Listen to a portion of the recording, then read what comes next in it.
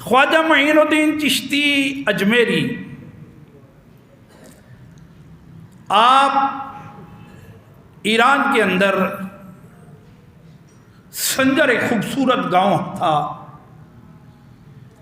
جس کے اندر آپ دنیا پر تشریف لائے، اور 530 ہجری زیادہ معتبر روایات اس حوالے سے ملتی ہیں، چند روایات اور بھی ہیں، لیکن جو زیادہ ہے وہ 530 ہجری ہے اور 14 رجب المرجب ہے۔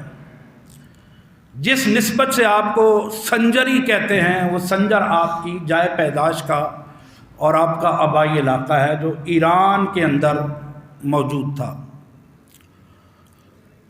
مختصر یہ ہے کہ تقریباً آپ نے 90 سال سے زیادہ ایج جو ہے وہ پائی ہے، 633 ہجری تقریباً وہ آپ کا یوم وصال بنتا ہے 6 رجب المرجب کو۔ خواجہ معین الدین چشتی اجمیری رحمۃ اللہ تعالی علیہ، آپ نجیب الطرفین سید ہیں۔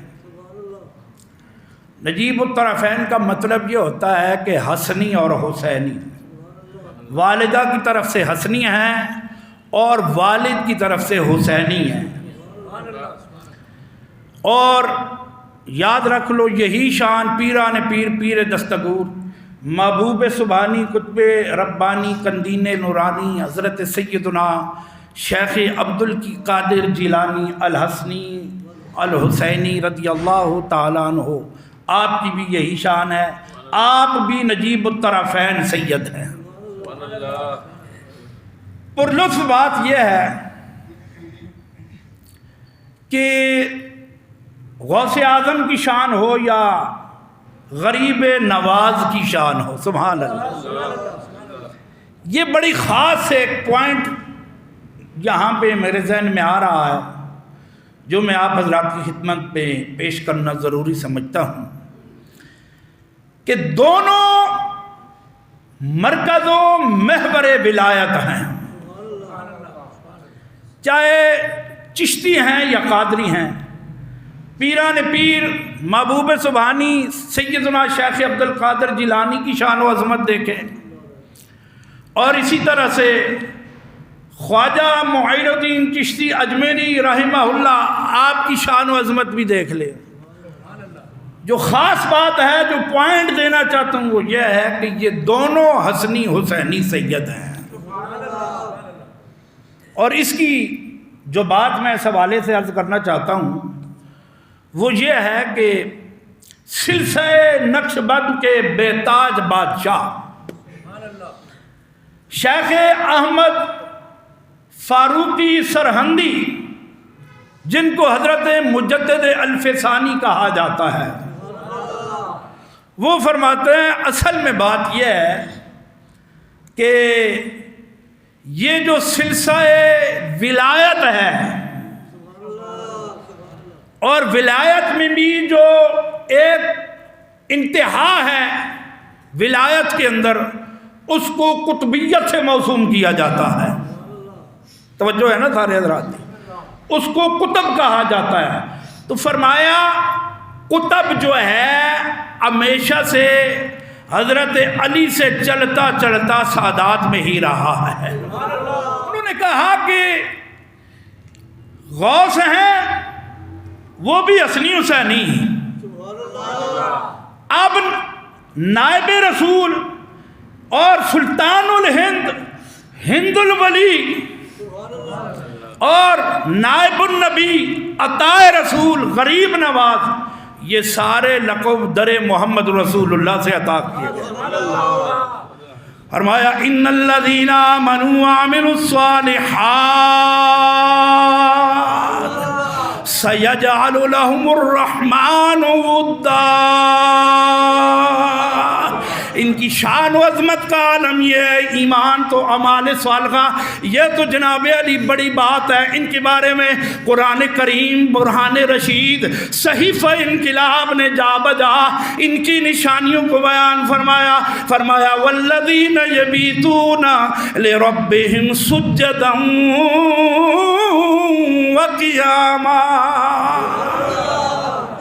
ان کے سجدوں کی کیفیت بھی بڑی عجیب ہوتی ہے اور ان کی شان و عظمت کا عالم یہ ہے. فرمایا ان الذین قالوا ربنا اللہ، ربنا اللہ، پھر آکھو سبحان اللہ، ربنا اللہ ثم استقاموا تتنزل علیہم الملائکہ اللہ تخافوا ولا تحزنوا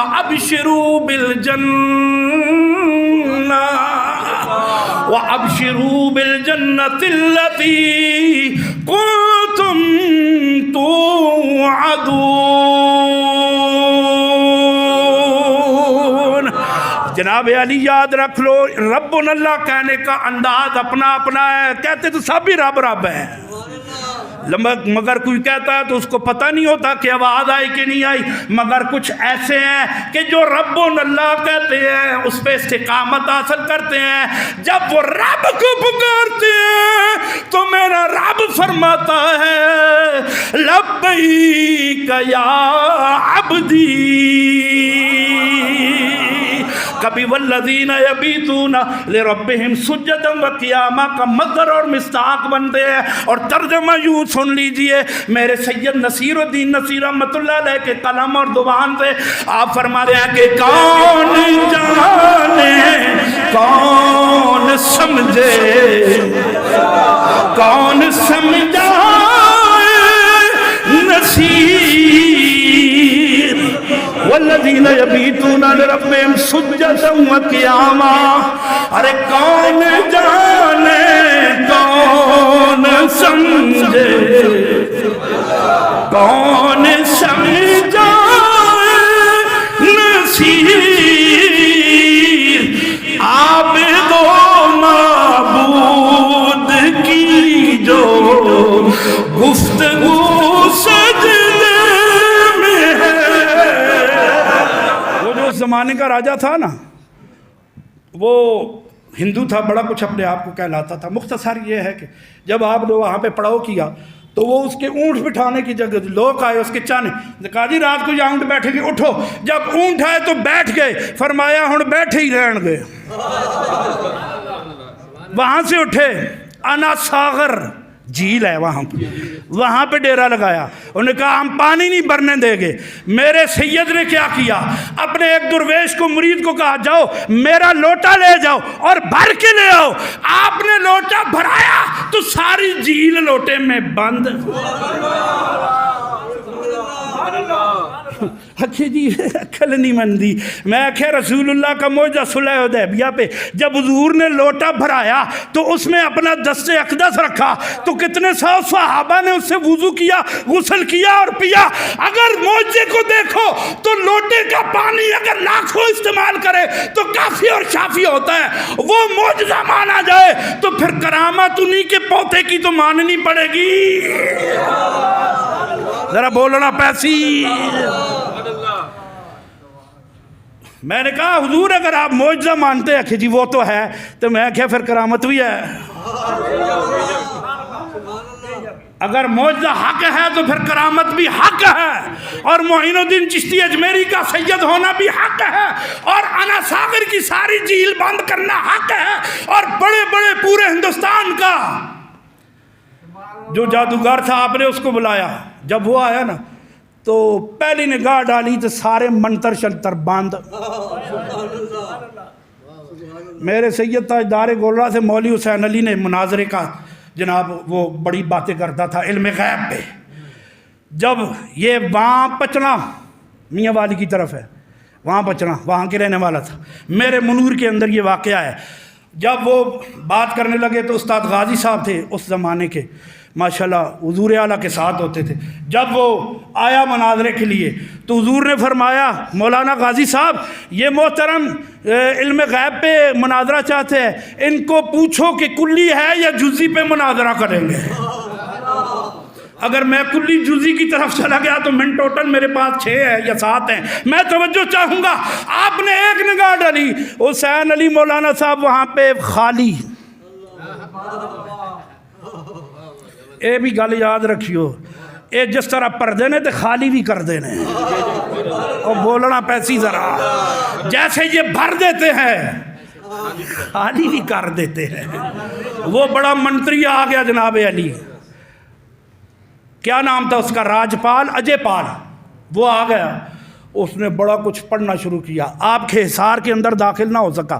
آپ کے 40 مرید تھے اس وقت جو ساتھ تھے, سب کو اندر بند کیا. وہ پریشان ہونے لگے. فرمایا چپ کر جاؤ. پریشان ہونے کی وہ آیا, آپ نے نگاہ ڈالی. پھر جب اس نے پھر دوبارہ سے شروع حملہ کیا, اس قدر وہ سخت منتروں والا تھا. مختصر کرتا ہوں, تفصیل بڑی ہے, کہ پہاڑوں کی جو چٹانیں تھی, پتھر تھے, ان کے ٹکڑے ہونے لگے, لیکن سارے ٹکڑے اسی کے اوپر آ کر لگنے لگے.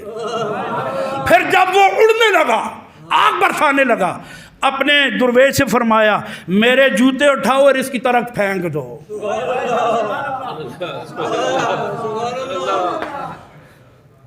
حوالے میرے پاس ہیں, جس کو فارسی آتی ہے وہ بے شک پڑھ سکتا ہے.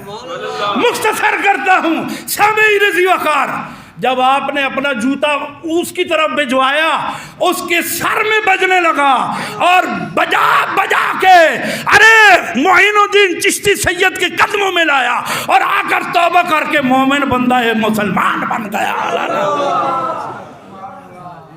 وہ سارے واسطے ڈالنے لگے, وہ بابا جی کردے کی. انہوں نے کہا ابھی تو ایک نگاہ پڑی ہے. پھر جدھر جدھر نگاہ ڈالتی گئی اور جس جس کے دل پہ پڑتی گئی, ارے ادھر ادھر تک ان ہندوؤں کے دلوں پہ لکھا جاتا رہا لا الہ الا اللہ محمد الرسول اللہ, اور زبان پر بھی یہی جاری ہوتا گیا. اللہ اکبر. آج ہم 800 سال کے بعد ان کے گیت گا رہے ہیں.